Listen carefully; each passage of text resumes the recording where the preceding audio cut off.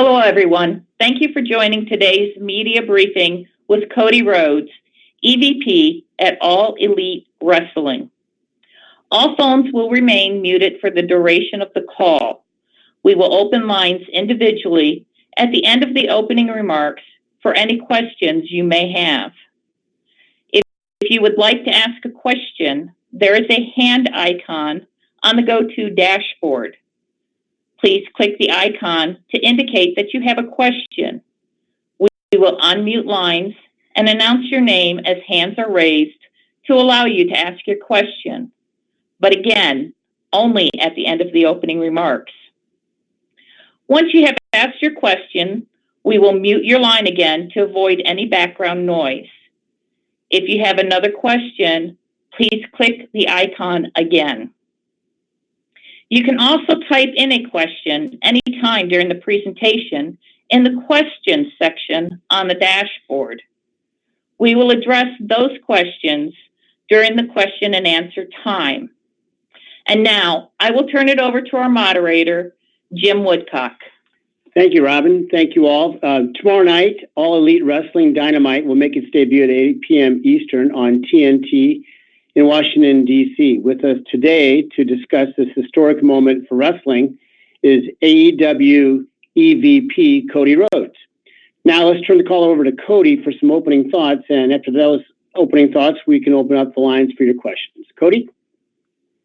Howdy, everybody. Thank you for joining me today. We're a day away from the biggest thing I can remember in my lifetime as a wrestling fan and as a wrestler to happen, the biggest weekday just in the history of our business, potentially. And everybody, all of the EVPs, myself, Matt and Nick Jackson, Kenny Omega, and Tony Khan, everybody has kind of an origins tale for how we got to this point, whether it was the beginning of being the elite or was my departure from WWE and my subsequent bet with Dave Meltzer, or Tony Khan's cultivation of this amazing partnership with Warner Media. But really all of them are contributing factors. They're combustible and contributing factors to the largest factor in the room, and that being just this fandom, this unserviced fandom for the last, I guess, 18 years, 2 decades. And a lot of you on the call are part of that fandom and part of just the general wrestling fandom that exists out there. So I want to thank all of you for joining me today, and I'd gladly, let's get into some questions.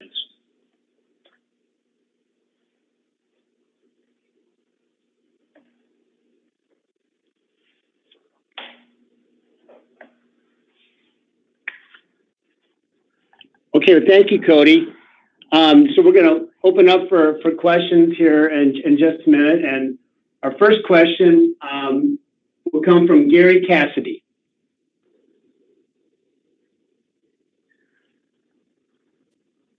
Gary?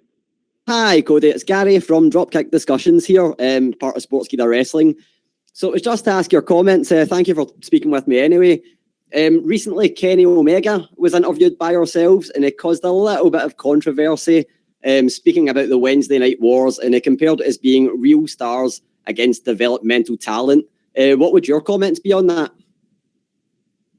Well, I know that, my father was rather instrumental in bringing the developmental brand up from, the OVW-like situation or the FCW-like situation that I was in as a trainee and making it more of a brand. You'll never hear me disparage NXT. There's a locker room full of my friends over there. I mean, literally, if any of you have done the Performance Center tour, you're going to pass in front of my dad's boots. I think Kenny was just, having a bit of fun, and it was something much in character that's been going on with being the elite. I have nothing but good things to say about the developmental brand and their success they've had and their continued success. Thanks, Gary. So now we're going to open up the line to Jonathan Snowden. Jonathan, you there?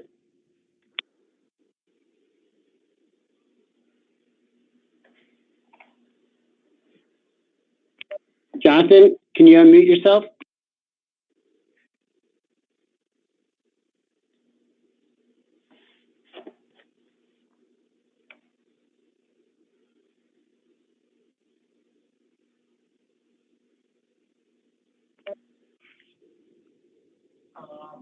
Jonathan, last call.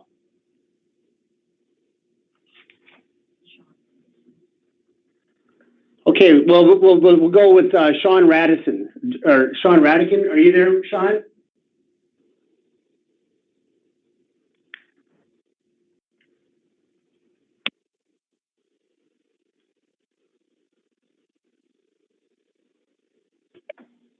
Sean, you can ask your question now.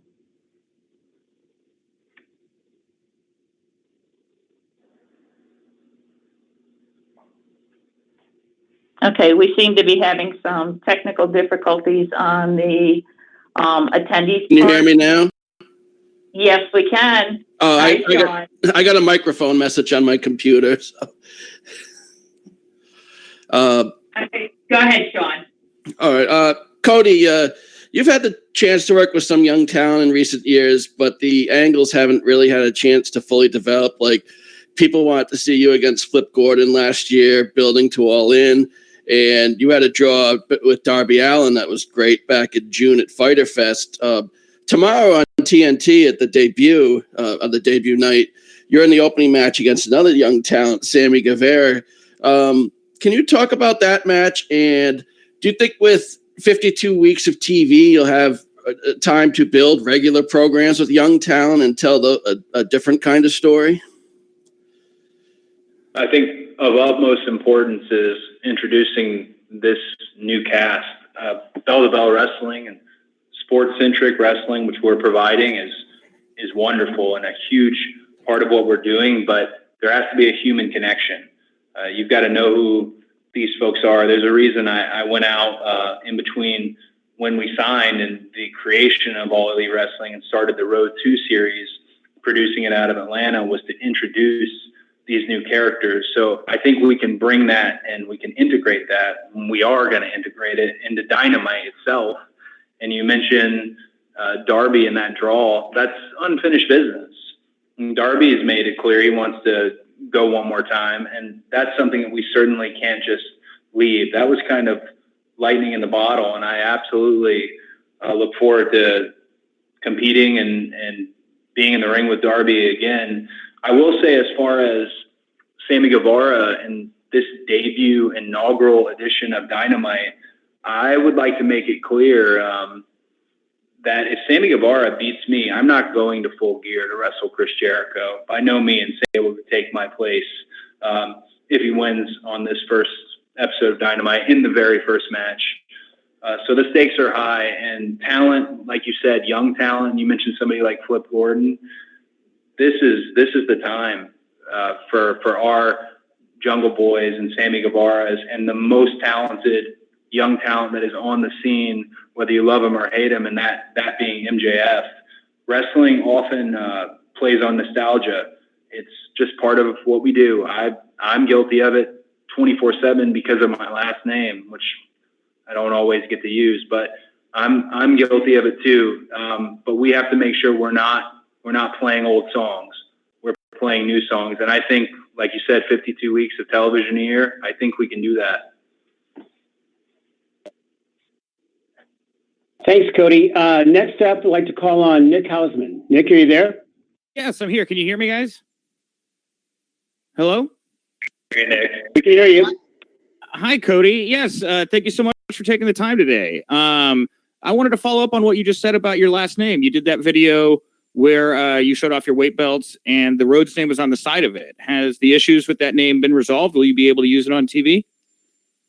I can use it. I won't use it, though. I know that's not everyone's favorite answer, but I got to rub off that name plenty. And the reason I don't use it is this is not the romantic Game of Thrones answer that everybody wants, but the reason I don't use it is because I got so used to being the American Nightmare Cody in Japan. I loved that. I love the idea of trying my damnedest to get a single name over. I got the rub off of Dusty and my family long enough. I I don't mind not using it. You'll see it every now and then. Some people, they already know. So if it's there, it's there, and if it's not, it's not. But by no means is WWE holding that name hostage. That is not a real thing. If I was to walk out tomorrow, lower thirded as Cody Rhodes and announce as Cody Rhodes, nobody's going to sue us. Nobody's coming after us. There's a lot of respect between the families that are involved here. So no, I just like using my first name. Thanks, Nick. Next, I'd like to call on Sean Ross Sapp. Sean, are you there? Yes, I am. Can you hear me? I can hear you, buddy. Sure can. A few months back, the Young Bucks had said that if Ring of Honor and New Japan had offered them dual contracts, that there might not be an AEW, at least for them. How would that have played out for you if that were the case? Oof. Like I was saying in the opening remarks, all these elements that get us here are so combustible. Maybe there wouldn't have been an AEW had they accepted dual contracts. But honestly, the timeline exists because they didn't, and because they did start being the elite, and because I did leave WWE, and because Tony Khan, as a wrestling consumer and a billionaire, wanted to actually invest in us and represent the wrestling consumer because he's a wrestling consumer.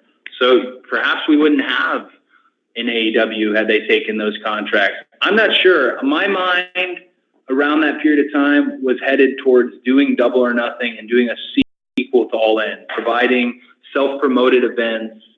That was where my mind was at. The idea of this overreaching larger company, that idea just became more and more real as our free agency started to loom in January. But who knows? I'm glad that they didn't. No offense to any of those promotions, but it helps get us to this point here because Matt and Nick are pivotal to so much of what happens here. We all have to provide a different thing as EVPs, and I think if you watch from Double or Nothing to Fighter to Fight for the Fallen to All Out, every one of us performs and competes very differently, and that's the formula that works, and I'd like to keep it that way. Thanks, Sean. Next in the queue, I'd like to call on Connor Casey. Connor, are you with us? Can you guys hear me? Yes, we Can I can. hear you, bud?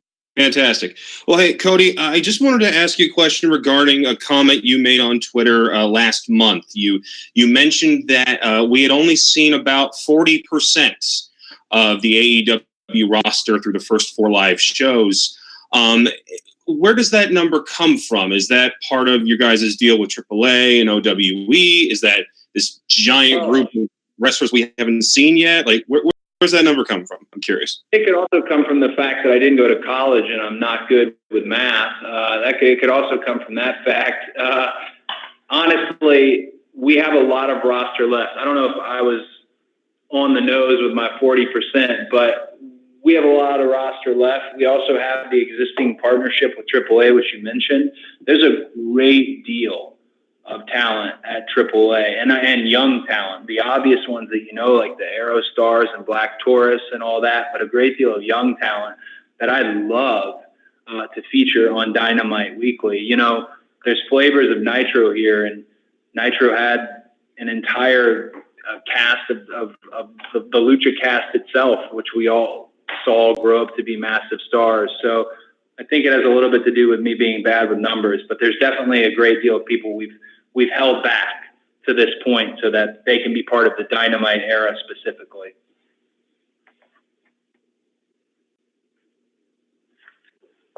Thank you, Bill. I'd like to call on next Dave LaGreca.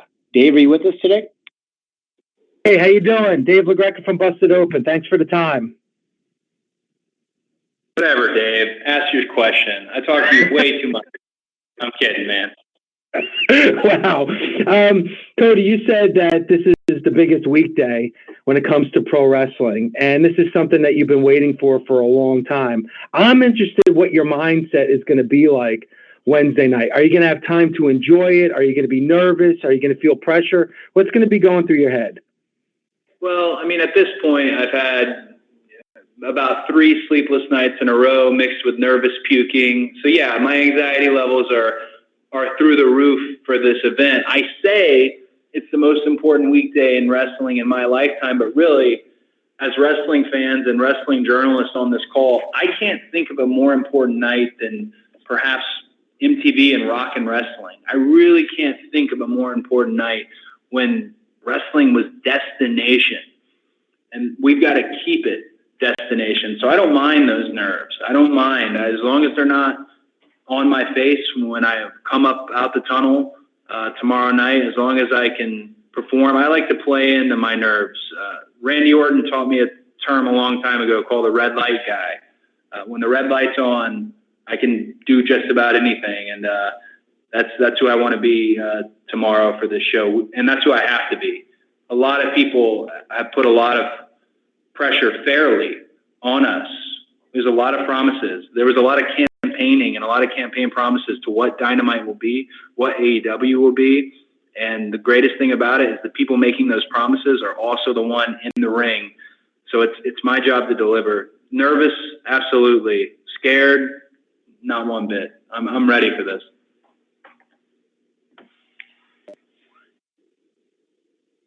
Thanks very much, Dave. We're going to read a question here from Jonathan Snowden. So, Cody, this question is from Jonathan.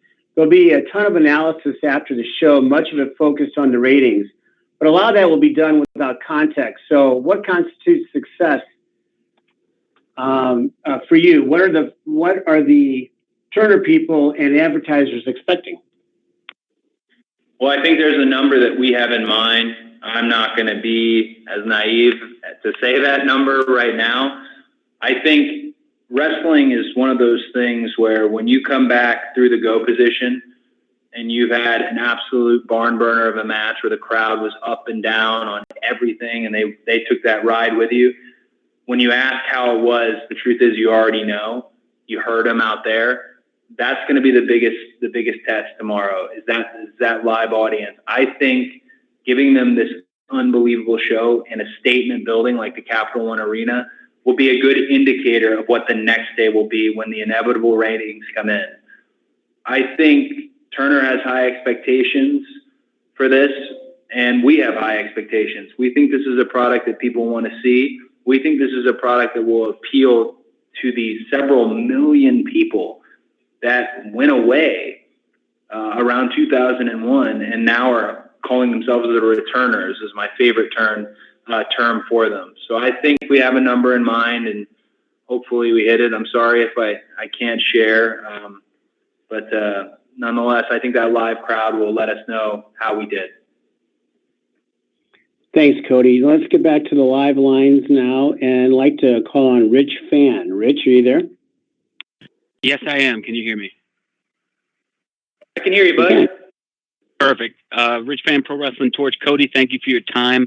You mentioned in your press release the unparalleled diversity and inclusiveness of AEW, and that's been recognized with some of the charity work you've done, the tag team scene, women's scene, but we have seen a dearth of wrestlers of color in the men's singles scene. Can you talk a little bit about what you're looking to do with Dynamite with regards to that, and particularly maybe wrestlers like Trevor Aeon, Sugar Dunkerton, Darius Lockhart, and others who have said on Twitter that there kind of seems to be missing black wrestlers from your singles roster?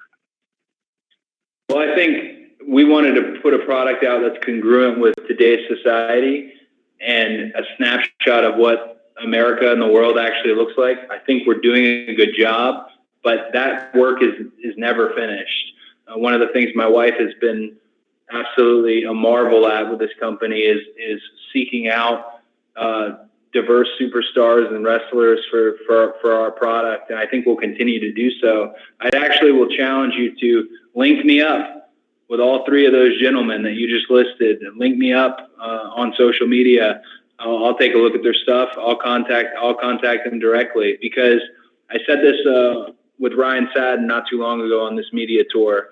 I think African American representation on our brand is huge, and there are some just absolute stud men and women that I would love to be part of AEW and love to be part of Dynamite. So please link me up with them, and we are doing everything we can to continue to provide the most diverse roster and first and foremost the best roster.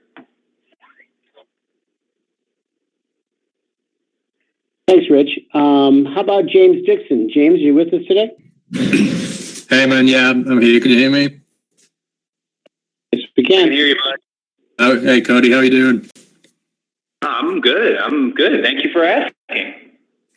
Okay. So obviously, man, you the UK wrestling scene fairly well, having been a major figure in building its profile over the years. You've already hired Kip Sabian, Jimmy Havoc, and Sadie.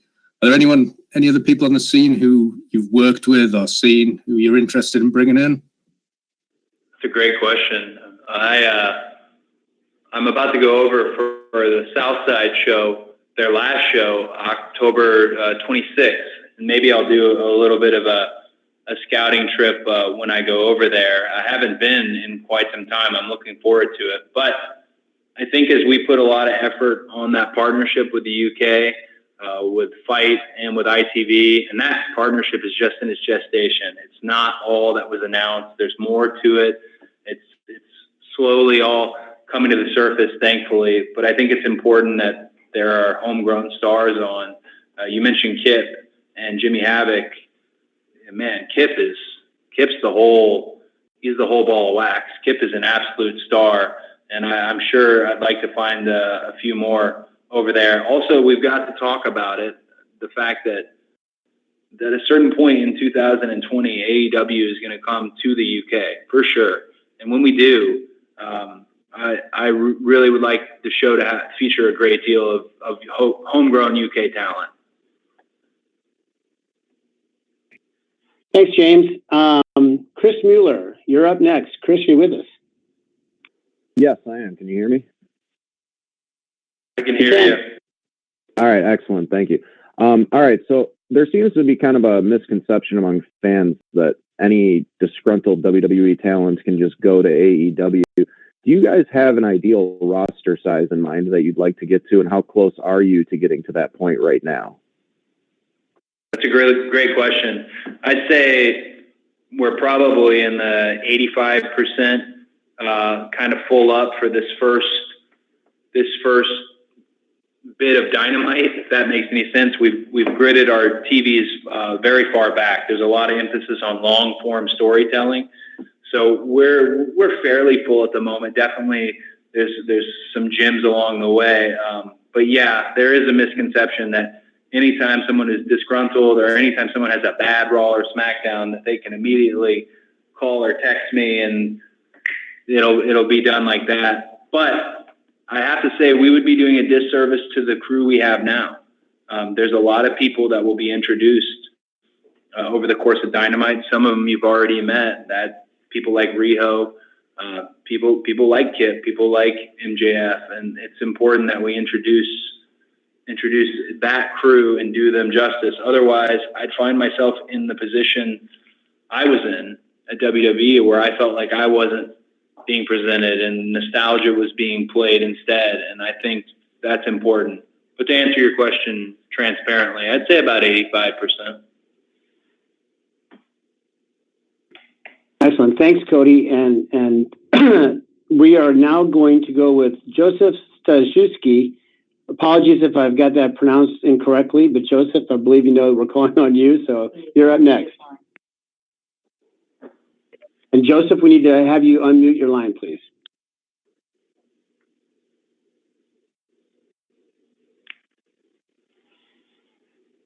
He was mad that you mispronounced his name. I can spell it. I just can't pronounce it. Joseph, we'll come back to you if we see you up on the screen here. Stu Myrick, are you with us by any chance?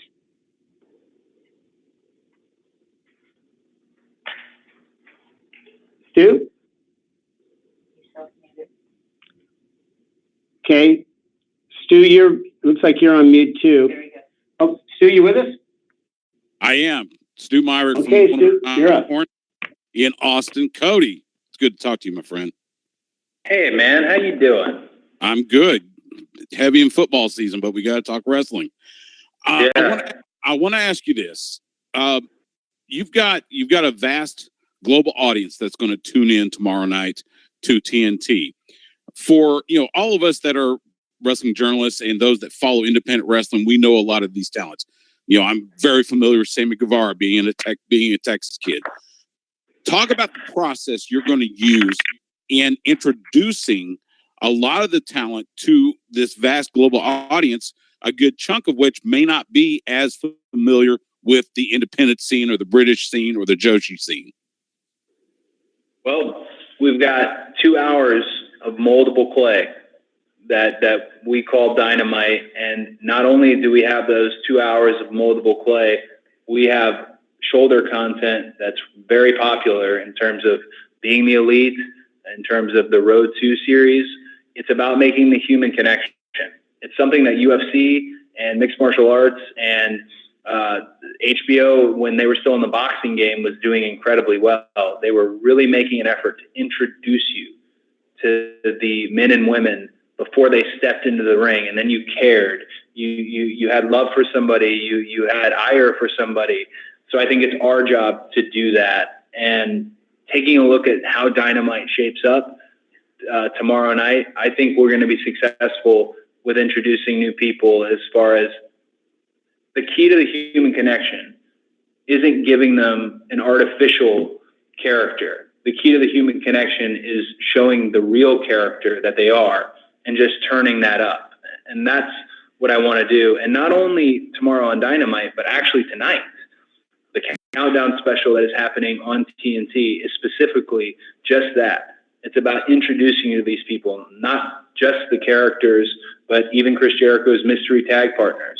It's very much about the human connection. And I know that just seems like words, but hopefully when people see Dynamite, they'll understand what I mean in terms of that human connection and showcasing it to the world. Anthony Suter is next up. Anthony, are you with us? Yes, I'm right here. Can you hear me? Yeah, I can. Awesome. So you guys have announced several dates all the way through the first week of December. For the beginning of 2020, as far as weekly TV is concerned, can you shed a little light on what the strategy is for moving across the country and when some of the other side of the United States will actually get to see AEW Dynamite live from their region? It's a really great question. And honestly, I wish I had kind of answered this at some point earlier, just in the last month, because people seem to think we may be neglecting the West Coast or the upper Northwest, when in actuality, we're working our way down from the eastern seaboard and then across through the Midwest. And that's just a logistical and cost measure. We're running real arenas. We don't want to run studio TV. We want to run real arenas, and we want to bring this party to every city, A, B, C, D market. It doesn't matter. We want people to have a dang good time, and we have field tested this because all of us had been on the road. Me for 11 years with WWE, and the Bucks with Ring of Honor, and then we were on the road together.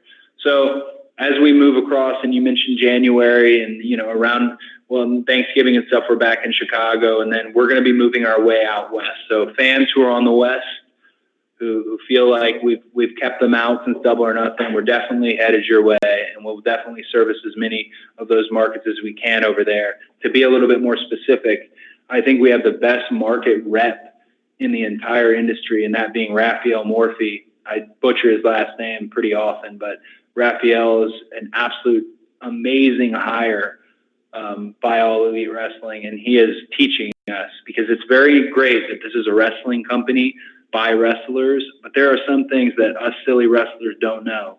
And Raphael has been able to help make those inroads with buildings and things like that. He's been a real pro. So Raphael, we're putting all the pressure on him. We will definitely be heading west, and definitely in 2020. Thanks, Cody. We're going to read Joseph Suzuki's question here from the New York Post, and that is, Cody, how do you see being the elite and the Road 2 series, how that complements what we're going to see on Dynamite? Well, it's a little bit of the buffet.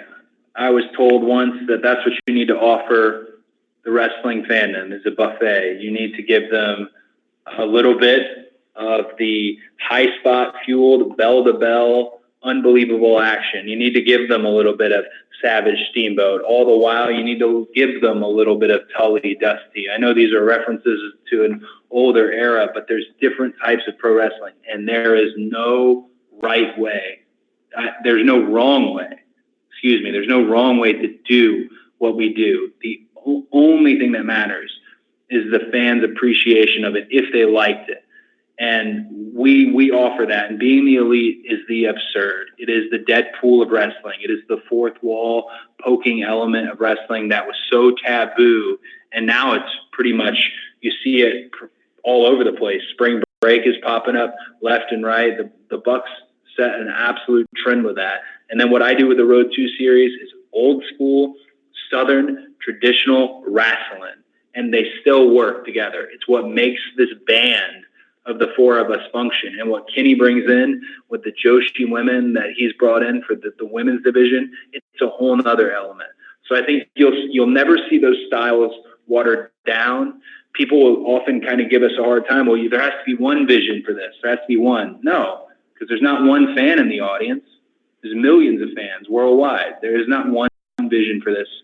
There is an overall general vision in terms of all of our different styles and providing that buffet. Thanks, Cody. Next in line up now is Matt Visick. Matt, can you unmute? Yes, I just unmuted. How you doing, Cody? I'm good, buddy. So I'm with the Vegas Bad Boys of Podcasting, and you did say a little bit about reaching across to the West Coast. That kind of threw this in my mind, and that is, you did a great job with Double or Nothing, and a great job with the All In and All Out on a pay-per-view basis. Once Dynamite's up and going, are you guys planning on starting like a bi-monthly or a quarterly pay-per-view? More likely, leaning quarterly.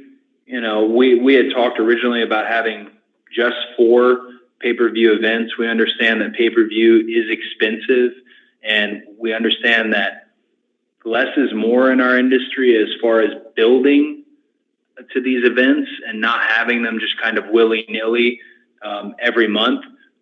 So I would say more along the lines of quarterly. There's talks about doing a UK tour, as I mentioned. There's talks about doing some specials like Fight for the Fallen, where there are charitable elements.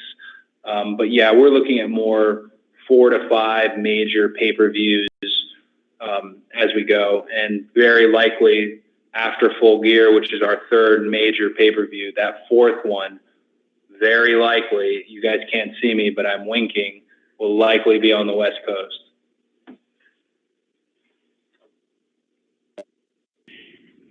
Next up is Christian Bruns. Christian, are you with us? Hey, Cody. Fans in Germany, France, and as well as other smaller European countries are still wondering whether or not they will have access to Dynamite, as these countries are blocked from the subscription service on site. Do you have any information if this will change between now and tomorrow, or are fans being left out? I would hope fans wouldn't be left out. It's definitely something that we're looking at currently, and particularly not because you're asking me, and you're from Germany, correct? Sir? Oh, okay. Sorry. You are from Germany? Well, I was going to say the German market is massive. I just did a German magazine just 2 days ago. I was in 2 wonderful sellouts in Paris in terms of France and that market. We don't want to leave anybody out. One of the things about having a major cable carrier cover this company is that the international deals are very hard to navigate, and they are beyond my depth as an EVP, but we have the right people in place because we want the product everywhere. Germany, France, and the smaller European countries. Right now with Fight, I know that there are some places excluded and left out, but we're doing everything we can to get what they call in production ignitions to all these countries. And I'll do everything in my power because it was always our goal for everyone to see. We don't have a network subscription service just yet. So we're working with the tools we have, and our focus was Dynamite to begin with, and then growing it out. So I would hope that nobody gets left out, in the first month at least of Dynamite. Definitely something Mike Weber and Fight who've done a great job that we're all working on. And believe me, Matt, Nick, and Kenny, it's a question we regularly ask in our group meetings: is when are we going here? How do we get there? Because people want to see it. Next up is Jay Holland. And Jay, we'll need to have you unmute, please. I'm unmuted. How are you guys doing today? Hey, buddy, how are you? I'm doing all right. This is Jay Holland with the Unsanctioned Podcast, and I'll catch you guys in Boston next week. My question for you, Cody, is seeing that how your father was such a visionary and creator of such iconic matches, such as War Games. I guess my question is, within AEW, can we envision a match creation of itself similar to War Games or even more expanded, specifically that is for AEW that the wrestling world hasn't seen yet? Well, you mentioned War Games, and I'm kind of sitting here thinking to myself, I'd really love to just buy it back. And I wonder if they'd be willing for me just to buy it back. Because Dusty came up with the match concept on a napkin in the parking lot. Arn Anderson was there. I got a witness. The one they do now isn't truly loyal to the old school rules of it. Maybe I can get it back. But the beauty of that, War Games just came out of the experience of being around wrestling, seeing the horsemen build up, seeing the good guys and their adversaries, and all of a sudden the light bulb went off. Hopefully a match comes to us the same way. We started with the Casino Battle Royale, which is Nick Jackson's idea of doing almost a layered Royal Rumble. And I think with the women's one, which was far superior to the men's one, I think we got the formula for that right. I would really hope that we come up with some great matchups on our own. I could always steal from my dad, but come on. Well, I wouldn't be, he wouldn't be proud if I was just yanking all his ideas. I do have the Bunkhouse Stampede on lockdown if and when we need to. Also Battle Bowl if and when we need to. But I know amongst us, especially Tony Khan, who seems like he's coming up with a different match concept every day, I know we can come up with something real original. And maybe we float that out. Float that out to WWE for me. See if I can buy back War Games. Thanks, Cody. I'm going to read a question just entered by Jason Powell. Cody, will you be keeping an eye on your head-to-head competition on a monitor, or will you be focused solely on your own show? Oh, we'll be focused solely on our own show.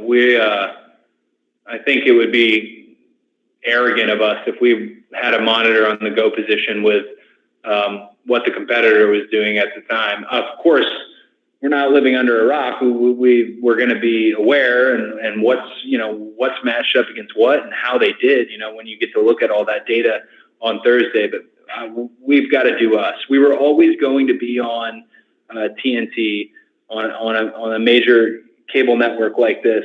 So this was always in our plan. Their move to USA, and this is not meant as a negative, so WWE diehards, please do not freak out, was a reactionary move towards us. So they can watch us. We'll be taking care of our own business. Thanks, Cody.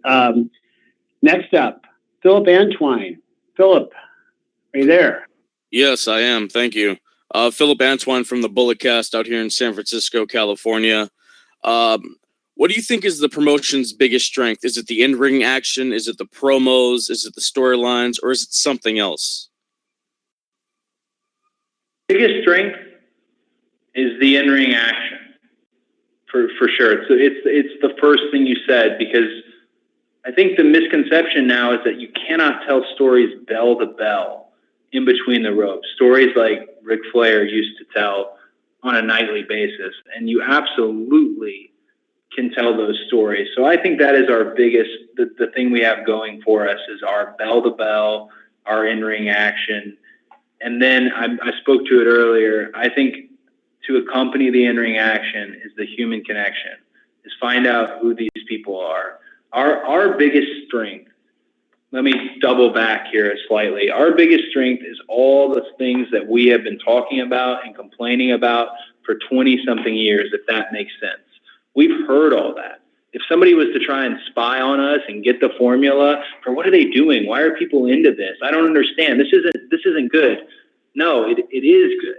It is good. See the crowd, see the continued sellouts.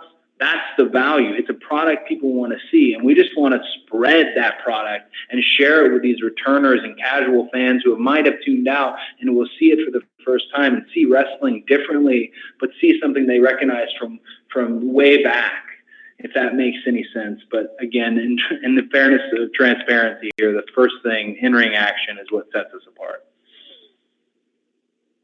Thanks, Cody. I'm going to call on Steve Menando for the next question. Yeah, Steve, I believe you're on mute. If you can unmute, you'll be good to go. Hey, Cody, how's it going? Steve here from the Armchair Bookers podcast. Can you hear me? Yeah, I can hear you, buddy. Hey, thanks, man. I appreciate you taking the time to have everybody on here today. This is really, really exciting, really awesome. We're all really stoked for tomorrow night's big event. I want to talk about one thing, actually two things, and kind of join them together here, because you talked a lot about the storytelling, right? You also mentioned, the potential quarterly pay-per-views. Do you feel that the infrequency in which you guys have pay-per-views is going to affect the ability to give long-term quality storytelling? Oh, no. I think it only puts the priority for the stories to be on Dynamite themselves. I was once told that TV is a commercial for the live events. Well, the best thing about this, the very healthy schedule that Tony Khan has offered, is there are no weekend live events. It's just Dynamite.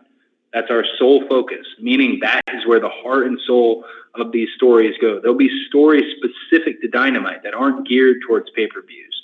So I think that will end up being a strength for both the pay-per-views and the weekly show itself. Thanks, Cody. Joseph Galizia. Joseph, are you with us? Hey, can you guys hear me? Yes, we can. Clear. Hey, Cody, how are you? Thank you so much for taking my call and my question. Wanted to talk about Triple Mania. You got to team up with Psycho Clown and former UFC star Cain Velasquez. And he recently said in an ESPN interview that he really likes what AEW is doing. Is he a guy that you foresee AEW keeping an eye on? And can you just talk about your experiences tagging with him at Triple Mania? He's definitely somebody that I am keeping an eye on. Cain was one of those athletes.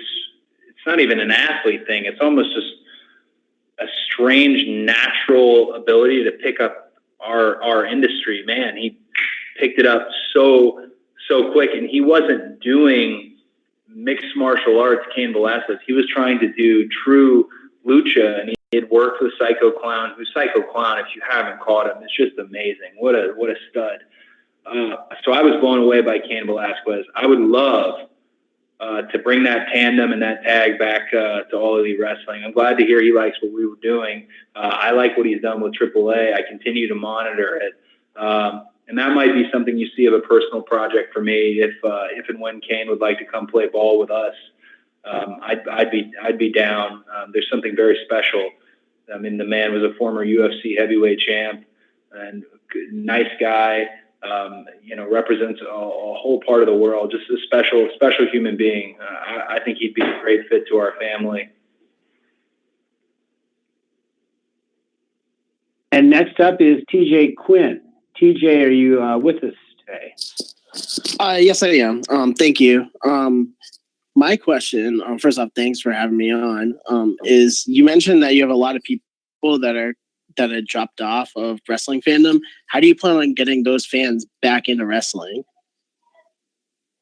I think the ticket is we have our demographic that has kind of followed us around, and they've enjoyed what All Elite has been about, and they've been part of this army. The reason the show is almost called Revolution is because whether some people like it or not, what's happening in wrestling right now, it's a revolution, and these revolutionary fans are part of it. I think it's about those revolutionary fans spreading the message, not unlike any pop culture hit today where you tell you, hey, did you watch this show? Hey, did you, and we do that now via social media and these fun emojis. I was just doing it the other night. I met some people talking about American Horror Story. I think it's about appeasing and playing to this crew of fans that has got us to this point, and them spreading the message that is All Elite Wrestling. And then the power of TV is not something you can dismiss. It's something that's said often, like, oh, once we have the power of TV, so many wrestling companies that couldn't get it wanted it. It truly is special. Warner Media has done such an absurdly good job with the marketing and the branding of AEW and sharing it with perhaps fans that weren't fans. It's really absolutely just, I'm marveling at how well they've done of a job at Warner Media, and the chief brand officer and the most beautiful woman in the world, my wife. It's amazing. Another key to getting to some people who've never seen wrestling is extrapolating on the character profiles you have. I'll give you an example. Brandon Cutler is wrestling MJF tomorrow on Dynamite, and they got into a Twitter beef over Dungeons and Dragons. And the amount of Dungeons and Dragons fans who have never even seen a dang wrestling ring, who are now tuning into this to see if MJF basically gets shut up. It's really special. And that's a way to kind of combine all the different fandoms. And I hope we can do that. There's a reason I go on social and kind of put my neck out there about the games I love and the teams I love and the shows I love. I want to connect. The interconnectivity that is our world and the entertainment world. So I answered that with the biggest possible answer ever, but I hope that's how we can do it. Cody, I've got a question here from Michael Shalik from SU Scoops. Cody, can you talk about the biggest challenge you've experienced thus far as an executive VP of AEW? Has anything really surprised you about the process from the corporate side? I think I was supposed to be really challenged up to this point, but I had the just absolute blessing of having had Dusty in my life, who was an executive with Turner and WCW, and also a performer. I got to see firsthand managing and producing a segment and then going out to the ring and performing yourself and performing at a high level.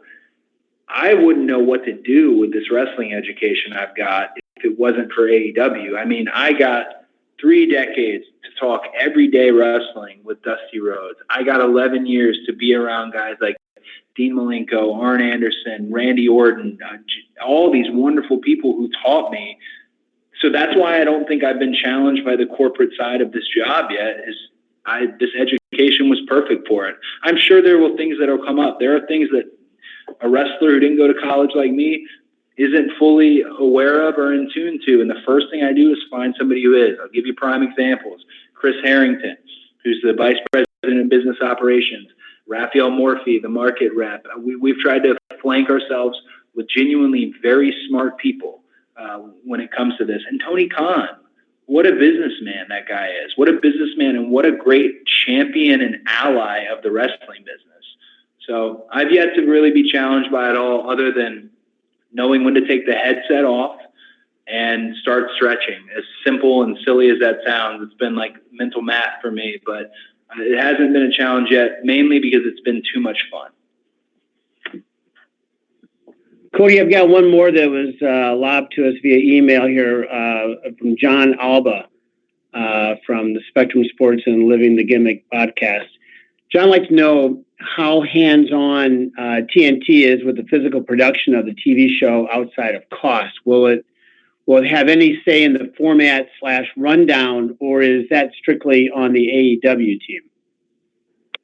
It's strictly on the AEW team. What you see as far as Dynamite is concerned, they have been absolute wonderful allies in terms of production.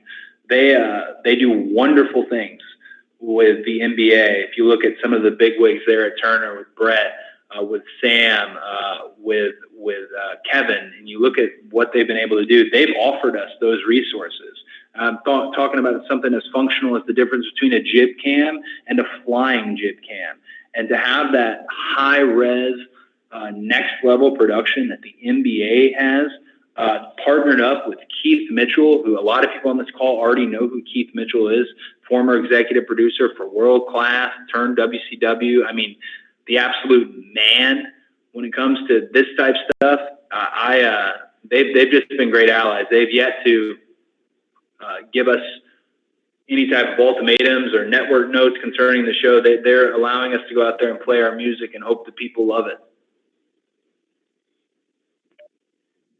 Great. We're almost at time here. Cody, if you got time for one more question, we're going to spin the roulette wheel here. And looks like Tommy Walter comes up the winner here for the last question. Tommy, are you with us? Yes, I am. Wow, what an honor to be the last question. Tommy. How's it going, Cody? It's very, very good. How are you? I'm doing well. This is kind of a statistical question because I'm a geek. But so knowing how big of a statistician and that Tony Khan is and data analysis and all that, how much will not only wins and losses, but bell to bell TV ratings and also just general fan interaction, how much will that play into, I don't want to say scripts, but your general outline for, say, the next 6 to 12 months? Well, one of them is kind of the business of the business, which is super entertaining, and the other is more narrative, the content you see on the surface. I can tell you, as far as wins and losses are concerned, it isn't just the wins and losses. Almost look at it as how college football is appropriated when you look at the quality of wins. It's one of the things that Tony did, which was really wonderful in the press release with Sports Illustrated about me and Jericho. He talked about the quality of wins I had, being Dustin and being Sean Spears, and that it'll play a heavy role in the show. Wins, losses, the quality of wins, and then as the numbers go up in terms of matches, that will be a really wonderful time to break out the heat chart, and you start getting percentages on body parts and how many times somebody has lost to the walls, for example, or a code breaker. And that stuff will really help once our numbers start to go up in terms of actual matches. On the other side, we hope that narrative element of it, the wins and losses mattering, and the building and the prestige and the championships mattering, we hope that it will be congruent with the ratings and that they will go up with all that as well. Thanks, Cody. And on behalf of everybody at AEW, I'd like to thank everybody who joined the teleconference here today. We'll be distributing an audio copy shortly, and we're sorry we couldn't get to everybody and address everyone's questions, but we're really grateful for the time you spent with us this past hour. And if you have any follow-up questions, here's what to do. Please email media at All Elite Wrestling. So that's media at allelitewrestling.com. And we'll get to them as best we can. We look forward to seeing you tomorrow night on TNT. So thanks again and have a great day.